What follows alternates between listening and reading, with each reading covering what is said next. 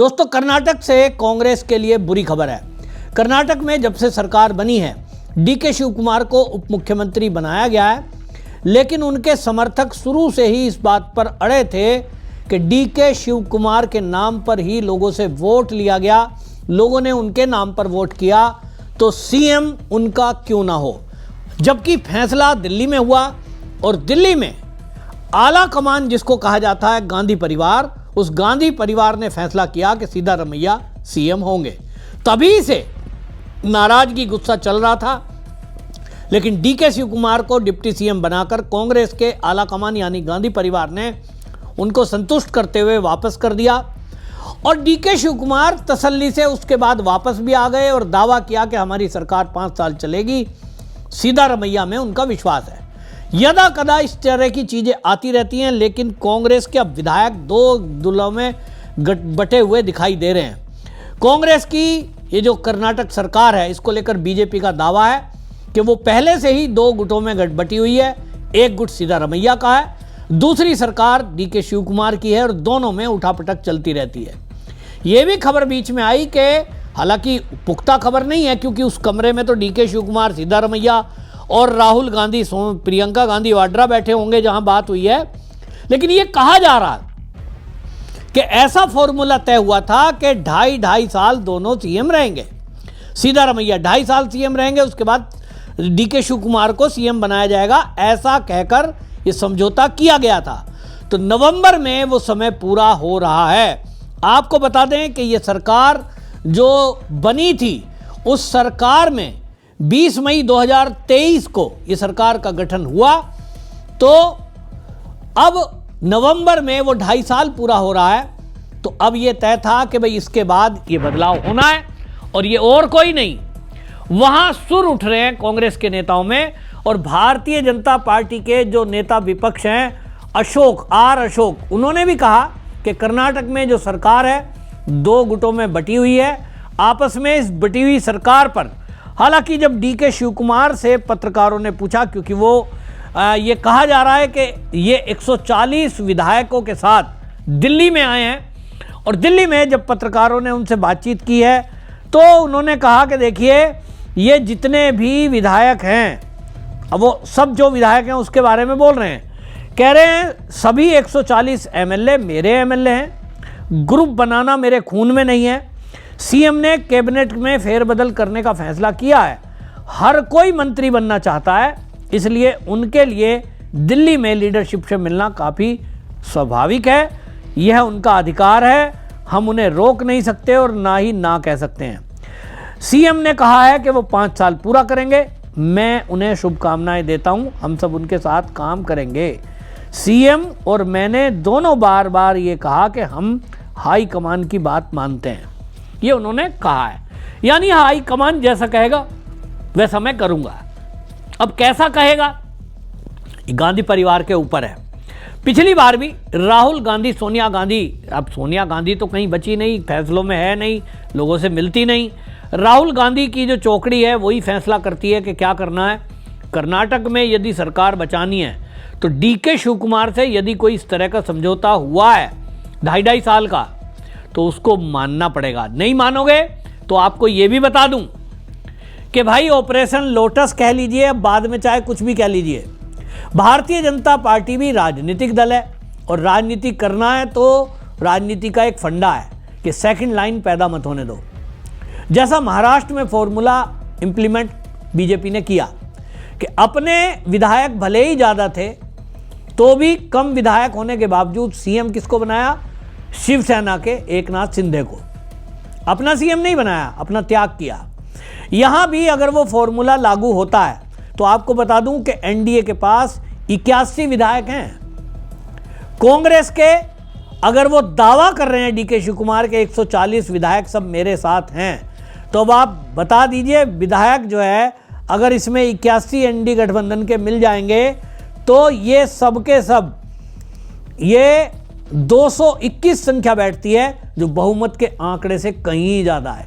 113 का आंकड़ा चाहिए, तो भाई 221 हो जाएंगे, और यही फॉर्मूला लागू किया जाएगा। अब ये डीके शिव कुमार के ऊपर है, और ये जो कांग्रेस का आला कमान है, अब इसको देखना है कि वो करते क्या है। यहां मुझे जो लगता है, क्योंकि डीके शिव कुमार वो डिप्टी सीएम है जो कांग्रेस की किसी भी राज्य में सरकार जब हिलती है तो उसका मैनेजमेंट करने का काम डीके शिव कुमार को दिया जाता है।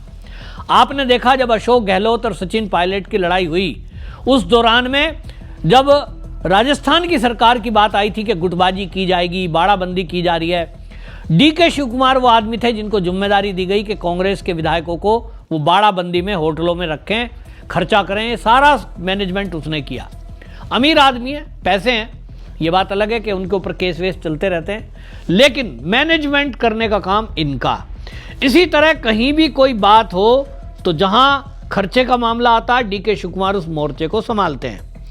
तो क्या पार्टी का आला कमान ऐसे नेता को नाराज करेगा? जैसा कि डीके शिव कुमार का अभी नपातुला वक्तव्य मीडिया में आया है कि भाई एक तंज है वो कि अगर सिद्धारमैया कह रहे हैं मैं 5 साल रहूंगा मैं तो सीएम, तो भाई ठीक है, मेरी शुभकामनाएं, हम तो साथ मिलकर काम करेंगे, लेकिन साथ में कहा पार्टी आला कमान जो कहेगा वो करेंगे। All 140 MLAs are my MLAs. Honorable Chief Minister decided he will reshuffle the government. He will reshuffle the government and cabinet. So all of them are interested that they wanted to become ministers. It is quite natural they will go and meet the leaders of the Delhi. It is quite natural they will go out of the Delhi to meet leaders in the Delhi. Apart from that, what I can say, they have every right. I have not taken anyone. Some of them went and met Kharge Sahab. Along with Chief Minister also, they went in the plane, some of them. What is wrong? They are going, it is their life, whether no one has called them, but voluntarily they are going and showing their faces.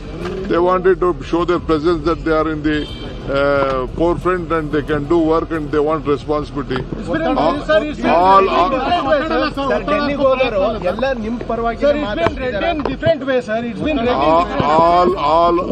140 members are eligible to become minister, chief minister, everything they can become. Now no question is there. Honorable Chief Minister is there. He said that he will come to complete 5 years. I wish him all the best. We will all work with him. इसका मतलब कहीं ना कहीं मुझे लगता है party आला कमान ने उनको आश्वासन दिया है, आश्वासन दे रखा है, तभी तो दिल्ली आए हैं। रही बात मंत्री की, तो भाई सीएम बनेंगे और उनके साथ के जो लोग हैं उनमें कौन मंत्री बनेगा, ये भी हो सकता है कि डीके शिव कुमार को तो कह दिया होगा कि 2.5 साल बाद हम आपको सीएम बना देंगे, लेकिन कौन कौन मंत्री रहेंगे उसमें शामिल। उसमें अगर सिद्धारमैया के गुट के मंत्रियों को हटाकर डीके शिव कुमार के गुट के ही लोगों को मंत्री बनाया तो असंतोष पनपना जरूरी है। वो कांग्रेस के सीनियर लीडर जो अभी फिलहाल में मंत्री हैं कर्नाटक में, वो फिर कूदेंगे, नाराज होंगे, और नाराज होंगे तो सरकार गिरेगी। सरकार गिरेगी तो फ्रेश चुनाव होंगे, या फिर कोई भी अगर कांग्रेस का चाह रहा है, तो ऐसा तो नहीं है किसी को भी समर्थन बीजेपी दे देगी, वो अपने हिसाब से देखेगी, जो उनके हिसाब से काम करेगा। तो कुल मिलाकर सरकार पर संकट के बादल मंडरा रहे हैं, अभी तो देखने में ऐसा लग रहा है। अब देखना होगा राहुल गांधी इस मामले में गंभीरता से क्या फैसला करते हैं। क्या वो सिद्धारमैया को मनाकर, उनके मंत्रियों को मनाकर ऐसा कर पाएंगे कि डीके शिव कुमार को सत्ता का ट्रांसफर कर दिया जाएगा, डिप्टी सीएम से सीएम बना दिया जाएगा? और अगर ऐसा नहीं करते तो डीके शिव कुमार का अगला रुख क्या होगा? क्या महाराष्ट्र की तरह, जैसे महाराष्ट्र में भारतीय जनता पार्टी ने एक फॉर्मूला सेट किया तो शरद पवार की एनसीपी टूट गई, भतीजा आगे आ गया, भतीजा डिप्टी सीएम बन गया। इसी तरह शिवसेना उद्धव ठाकरे, न निशान रहा न पार्टी, एकनाथ शिंदे आ गए, डिप्टी सीएम बन गए, सीएम बन गए। तब क्या अगला operation lotus Bharatiya Janata party का कर्नाटक में होने जा रहा है?